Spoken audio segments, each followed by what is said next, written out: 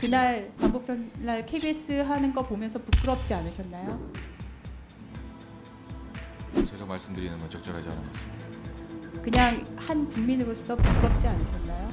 개인적인 의견은 있더라도 공직자거나 개인적인 그런 부분에 의견은 대해서. 무엇일까요?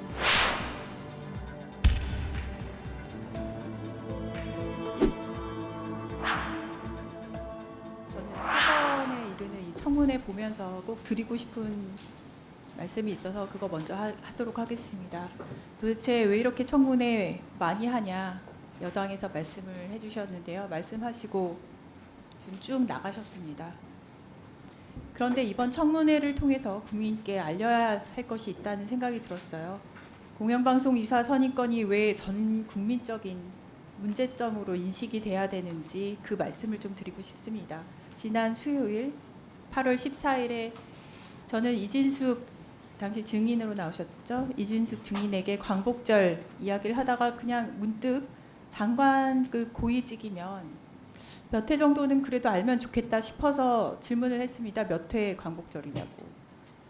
그런데 이진숙 증인이 갑자기 광복절, 건국절 그 문제에 대해서 답변하지 않겠다라는 황당한 대답을 했습니다. 건국절이라뇨? 저는 제 귀를 의심했습니다. 그러다가 나중에는 초등학생에게 하는 질문 같아서 대답하지 않겠다라고 초라한 답변을 했습니다.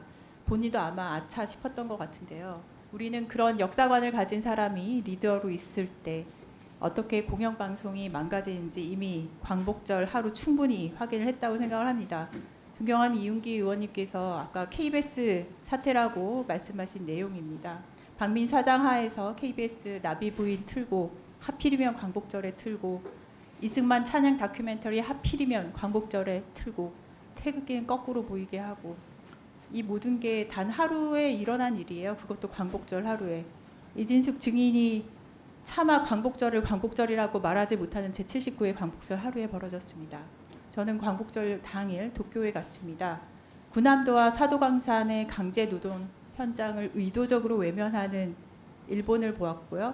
그걸 오히려 눈 감아주는 한국 정부 모습 보고 왔습니다.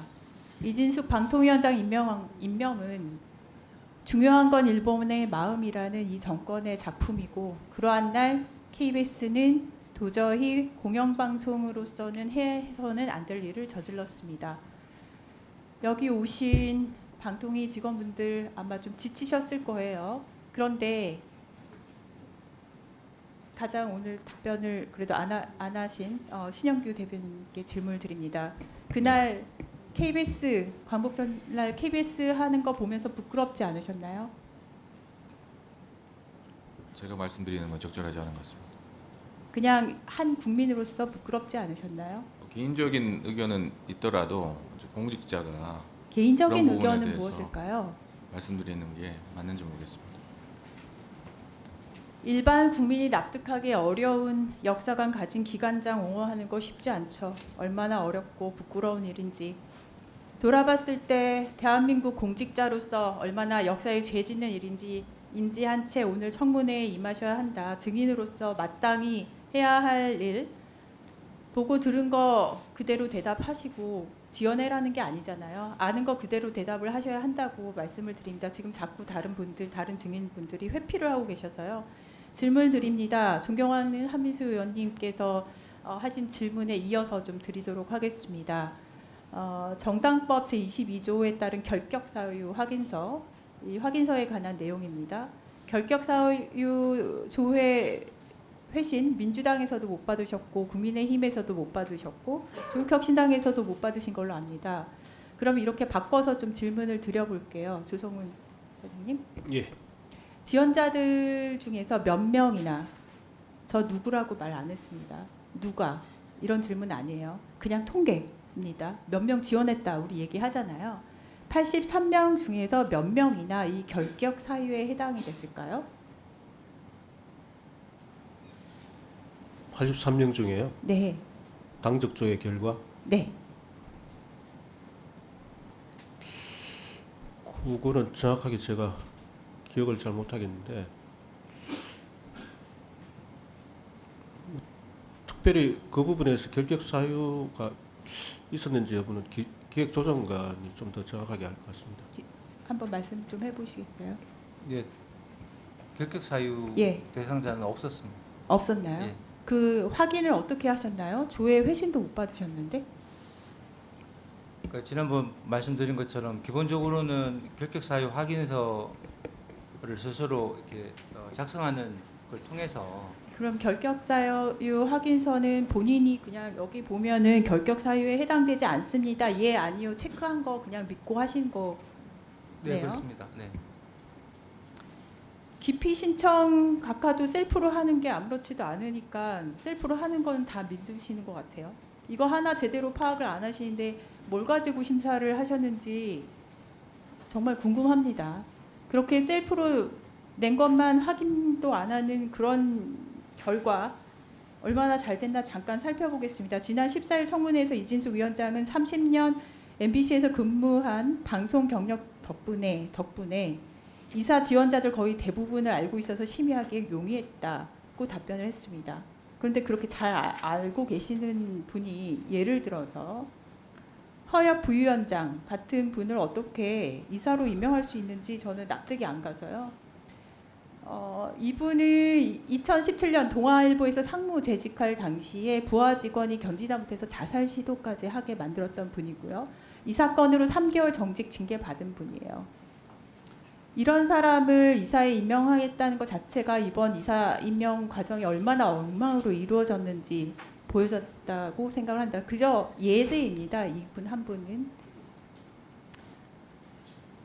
지금 이진숙, 김태규 두 2인 체제에서 이러한 이사 선임, 만약 알면서도 방송장악 위해서 이렇게 말도 안 되는 사람 임명한 것이라면 앞으로 MBC에서는 더 무서운 일이 벌어질 수도 있겠다라는 생각이 들고요. 사무처장님, 사무처에선 이 내용 혹시 파악하셨나요? 아까 그 말씀하신 예. 그 부분이요. 저는 그 부분에서 말씀드리기가 좀 어렵는데 제가 그 부분은 제가 따로 보고를 받은 건 기억이 안 납니다. 예. 이거 그냥 검색만 해도 나와요. 국민 의견 수렴에서도 이 지원자에 대한 문제 제기는 없었나요? 그걸 수렴 의견은 혹시 다 보기는 하셨나요? 아니 그거는 뭐 위원회에서 위원님들이 위원님들은 그럼 다 위원님들 올리기 전에는 그럼 사무처에서는 아무 일도 안 하고 그대로 다 올리시는 건가 봐요. 만약에 이번 이사 임명 과정에 문제가 있었다는 것이 판결로 확인이 된다면 제 역할 다하지 못한 이 심사가 부실하게 이루어지게 한 사무처장님 비롯해서 이사 임명 관련 업무를 담당한 방통위 사무처 직원들 모두 징계 대상이라고 생각을 합니다. 엉터리 심사위원들이 엉터리 이사 임명했기 때문에 이번 공영방송 이사 선임 의결은 무효라고 말을 할 수밖에 없고요. 사실 야당 추천 이제 진행이 된다면은 아까 위원장님께서도 말씀하셨는데 방통위원 임명되고 심사위원 제대로 구성하고 그 후에 한 명 제대로 꼼꼼하게 심사해서 확인하면서 셀프로 이거 그냥 예 아니요 그냥 적어서 낸 걸로만 하지 마시고 제대로 심사해서 제대로 된 이사들 다시 임명해야 할 것이라고 말씀을 드리면서 질의 마치겠습니다.